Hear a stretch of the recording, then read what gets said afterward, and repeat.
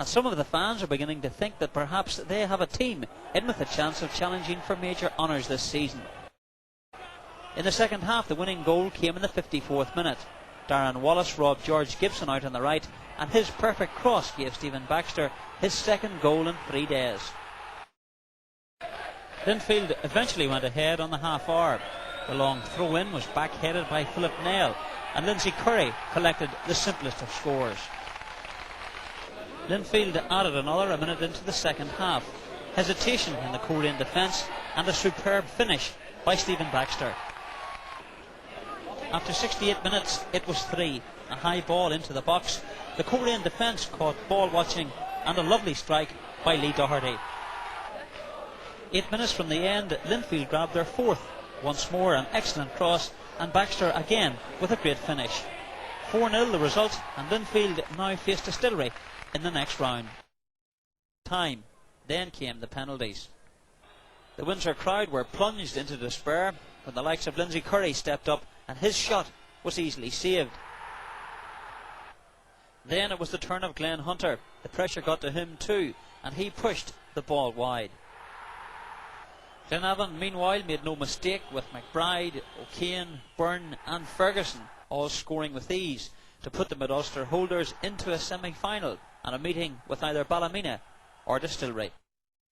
The breeze at Windsor Park didn't help, and overall it was a scrappy affair with few clear-cut chances. Linfield, they almost broke the deadlock, but Martin McGacky's effort was tipped away by Paul Rice. Cliftonville had their fair share of possession, but their finishing wasn't up to scratch. Billy Drake's control letting him down on this occasion. Just before half-time, a Linfield corner kick gave Stephen Baxter a chance, but the header flew. In 64 minutes, Baxter's head was to provide the winner. Philip Nell's delicate chip, powered in by the big number 10, his 7th goal of the season. It's well worth seeing this one again. Good vision here from Philip Nell. Baxter found the space, and any striker would be very proud of that finish. A long ball from Baxter set up another Linfield chance, but the tackle and Rice's save combined to deny Jason Allen. The Reds stuck to the task, but when they looked like opening the Blues up, Drake missed his kick in front of goal. The remaining chances fell to Linfield, and match winner Baxter will know he should have done better with this header. A corner had the busy Baxter involved again, but the back header well held by Rice. Linfield 1, Cliftonville 0. The McGackey show got on the road. Lee Doherty opened up the defence. He found the number 9 on the right wing, and with a classic striker's instinct, he shot low and hard past Beaches. Well, Bangor could have come back into the game after that. He had mild claims to a penalty when Nelson seemed caught in Easton's legs. And then they were denied yet again by a superb reflex save by Patterson from a Dornan snapshot. Well, Bangor's defence would have a question or two to answer about McGacky's second. First, he was left unmarked in the 6-yard box, and then Reg Dornan sent the ball across the line from his back heel. But that goal put the game beyond Bangor, who were taught some defensive lessons from a well-organised Linfield. McGackey then notched up his second hat-trick of the season, starting the move on the left and then switching the play to Baxter on the right wing.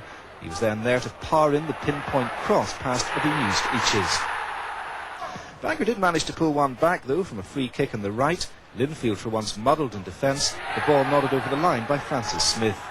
But it was brief respite. McGackey was at it again, the keeper stopping his first effort, but the number 9 seeming to have all the time in the world to knock in the rebound. And perhaps the best was left to last, McGackey making it all look very easy as he powered through to lob the keeper for number 5. Scoring inside 4 minutes, David Jeffrey's header floating in.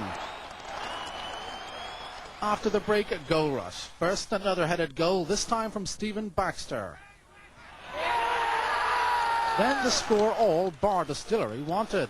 A Baxter knockdown and Martin McGackey in for his 300th goal.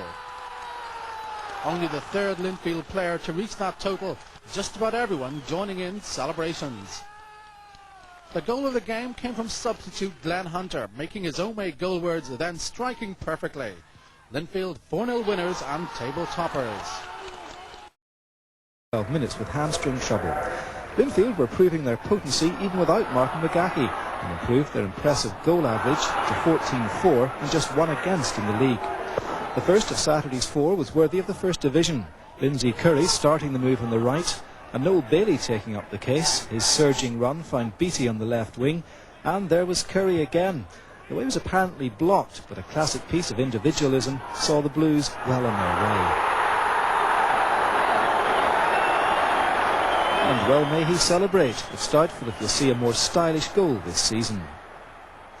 And Curry it was who started the move for Linfield's second after the break, again coming after some excellent football.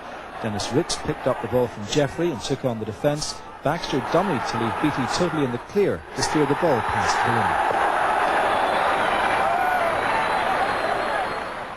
In 66 minutes it was 3-0 following a Beattie free. Baxter finding Curry wide on the left, Curry returning the compliment for Baxter to beat the pack to the ball and find the top left-hand corner of the net.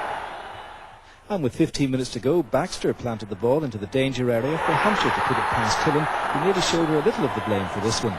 So a good win for Linfield to go 2 points clear of the field. No goals, but no scarcity of incidents. Linfield having a couple of early chances, first from McGahey. And then Keenan was in good form to deny Stephen Baxter after he turned and shot well. Portadown could look back on some missed opportunities as well. Cowan fluffing his shot when fed by Fraser. And then some good running by Alfie Stewart, finishing with a fine cross to set up a Fraser shot which scooped over the bar.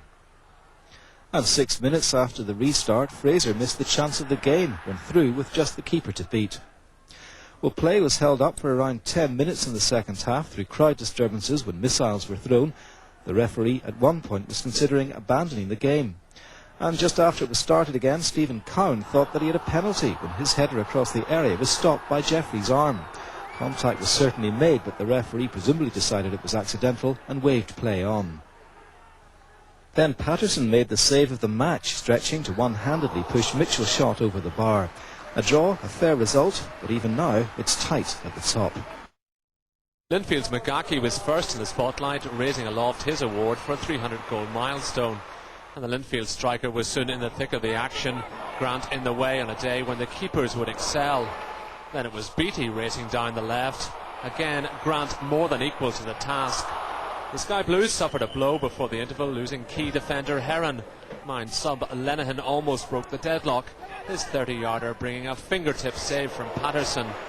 It was better from Patterson to come after the break.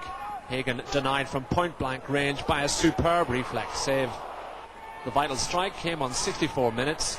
Ricks with the long-range shot, McGahey with a deflecting touch up and over Grant. 3-1 for McGahey, 1-0 to Linfield. But as sub McConnell soon discovered, the United keeper was not to be passed again. And the last word had to be with the keepers. Simpson's glancing header bringing out another fine save from Patterson. Small wonder the guardians of the goals jointly shared the Man of the Match award. The 1-0 to Linfield as the league leaders turn their attentions to the Budweiser Cup semi-final tomorrow night back at Windsor, this time against Cliftonville. At Windsor Park it was 0 each between Linfield and Cliftonville with just a minute of extra time left when Mickey Donnelly scored for the Reds.